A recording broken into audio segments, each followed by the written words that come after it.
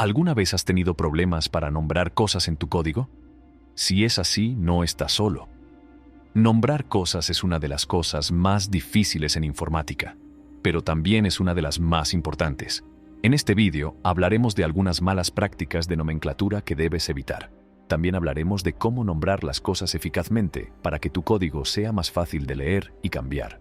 Navegar por las complejidades de la informática presenta dos retos formidables: la invalidación de efectivo y el delicado arte de nombrar elementos. Aunque estos retos son notoriamente formidables, siguen siendo conquistables con una práctica constante y una consideración cuidadosa. Uno de estos retos tiene que ver con la naturaleza voluble de la invalidación de efectivo, un fenómeno técnico en el que los datos almacenados en caché se vuelven obsoletos o irrelevantes, lo que provoca errores e ineficiencias. El segundo reto, quizá más sutilmente complejo, tiene que ver con el proceso de asignar nombres significativos a variables, funciones, clases y otros componentes de programación. Dominar la habilidad de asignar nombres precisos e intuitivos es innegablemente difícil y a menudo conduce a una gama de errores y malas interpretaciones. Sin embargo, la paradoja reside en que, a pesar de su complejidad, no es una tarea insuperable. Al reconocer que una mala nomenclatura puede dificultar la comprensión y el mantenimiento del código, los desarrolladores pueden tomar medidas deliberadas para mejorar sus prácticas de nomenclatura. El proceso iterativo de ensayo y error, junto con el aprendizaje de las mejores prácticas establecidas, contribuye a la evolución de esta habilidad. Así pues, aunque los retos de la invalidación de efectivo y la nomenclatura pueden ser formidables, ofrecen un terreno fértil para el crecimiento y el dominio, lo que los convierte en componentes integrales del dinámico panorama de la informática. La antigua máxima de evitar nombrar las variables con una sola letra sigue siendo una regla inamovible en el ámbito de la codificación y resuena como un ejemplo clásico de buenas prácticas de programación. Este precepto hunde sus raíces en un contexto histórico que entrelaza los mundos de las matemáticas y la informática. Tradicionalmente, las notaciones matemáticas favorecían la brevedad, lo que llevaba a poner énfasis en las representaciones de una sola letra. Esta práctica, sin embargo, no se traslada. Este enfoque promueve un código limpio y autoexplicativo y reduce el riesgo de engañar a los desarrolladores al implicar un tipo que no coincide con el contenido real de la variable. En lugar de centrarse en los tipos, una práctica más eficaz es incluir unidades en los nombres de las variables, sobre todo cuando se trata de cantidades o medidas.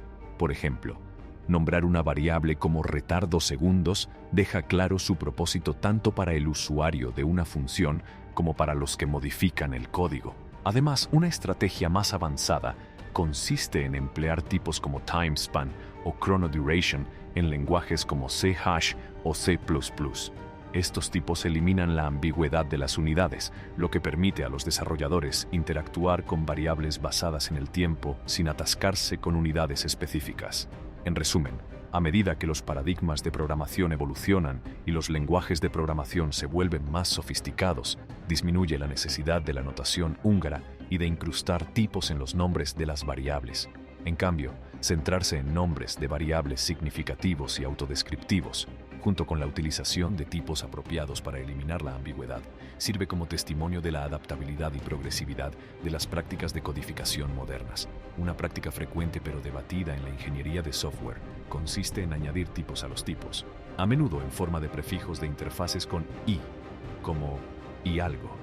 Esta práctica se ha empleado tradicionalmente como medio para distinguir las interfaces de las clases, reflejando una especie de taxonomía en la denominación. Sin embargo, esta práctica está siendo objeto de escrutinio, ya que puede no alinearse con los principios contemporáneos de código limpio. Los paradigmas modernos de programación subrayan la importancia de un código intuitivo y expresivo, haciendo hincapié en que el código debe leerse como prosa bien estructurada. Prefijar las interfaces con "y" puede interrumpir este flujo, ya que los consumidores de la interfaz se preocupan principalmente por su funcionalidad, no por la implementación subyacente. Al utilizar una interfaz, los desarrolladores deben entender qué acciones proporciona y no su tipo. Esta práctica también resulta problemática cuando se intenta refactorizar o cambiar las implementaciones subyacentes, ya que es necesario actualizar el nombre de la interfaz, lo que crea fricciones en la evolución del código. Un ejemplo ilustrativo surge en el contexto de la animación de objetos. Independientemente de si un objeto de animación es una interfaz, una clase abstracta o una clase concreta, el uso de ese objeto con fines de animación no se ve afectado. Esto reitera que el prefijo i para las interfaces carece de un propósito práctico en términos de comprensión y uso del código. Vale la pena señalar que incluso las bibliotecas ONET establecidas siguen el patrón de anteponer i a las interfaces. Aunque esto puede influir en las prácticas de código de C#, es esencial tener en cuenta el contexto más amplio de la claridad y legibilidad del código. En el cambiante panorama del desarrollo de software, dar prioridad a la intención y funcionalidad del código por encima de adherirse a las convenciones históricas de nomenclatura surge como un enfoque prometedor para fomentar sistemas de software mantenibles, cohesivos y expresivos. El arte de nombrar clases y funciones es una piedra angular del desarrollo eficaz de software, que encarna el principio de que el código debe ser autoexplicativo e intuitivo. Una directriz notable en este ámbito es evitar añadir prefijos como base o abstract a los nombres de las clases. Estos prefijos pueden tener raíces históricas, pero en las bases de código modernas pueden ser más desconcertantes que clarificadores.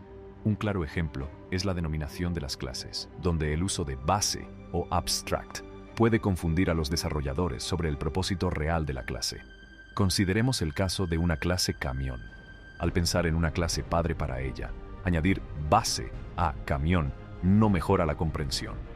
Por el contrario, dificulta la claridad y puede causar confusión, ya que el nombre no refleja la esencia de la clase. Los nombres descriptivos son el antídoto contra esta complejidad. Los nombres de clases y funciones deben reflejar sus funcionalidades y roles dentro del código base. En lugar de complicarse con prefijos, los nombres claros y evocadores deben encapsular la función principal de la clase. Si una jerarquía de clases exige diferenciación, optar por nombres específicos e informativos puede transmitir información más significativa. Al centrarse en nombres de clases y funciones que transmitan sucintamente su propósito, los desarrolladores pueden contribuir a una base de código accesible, fácil de mantener y colaborativa. Con el cine plagada de una clase Movie Utils que lo engloba todo. Este enfoque no solo conglomera funciones no relacionadas, sino que también oscurece la intención y el propósito de los métodos que contiene. Un enfoque mejor implica volver a imaginar la estructura, donde los métodos asociados con el procesamiento de películas encuentran su camino en las clases apropiadas. Por ejemplo, los métodos específicos de una película podrían residir en la propia clase Movie, o en una clase distinta Movie Processor, cada una de las cuales reflejaría la verdadera naturaleza de las funciones que contienen. Las ventajas de la organización modular van más allá de mitigar la confusión. Las bibliotecas estándar siguen esta práctica, lo que resulta en un código fácil de usar, bien organizado y de fácil acceso. Del mismo modo, la adopción de un enfoque modular en su propia base de código mejora la colaboración y la capacidad de mantenimiento, facilita la reutilización del código y simplifica los esfuerzos de prueba y depuración. Este enfoque también favorece la escalabilidad de su aplicación, haciéndola adaptable a cambios y ampliaciones. El enfoque convencional de apilar funciones en una clase de utilidad monolítica puede ofrecer comodidad inicial, pero sacrifica la legibilidad y la capacidad de mantenimiento del código a largo plazo. Si opta por una estructura modular que se ajuste a los principios de la programación orientada a objetos, creará un código no solo más limpio y comprensible, sino también preparado para crecer y evolucionar con mayor facilidad. Espero que esta información os sea útil y no olvidéis darle a me gusta, compartir y suscribiros al canal. Mientras tanto, gracias por vernos.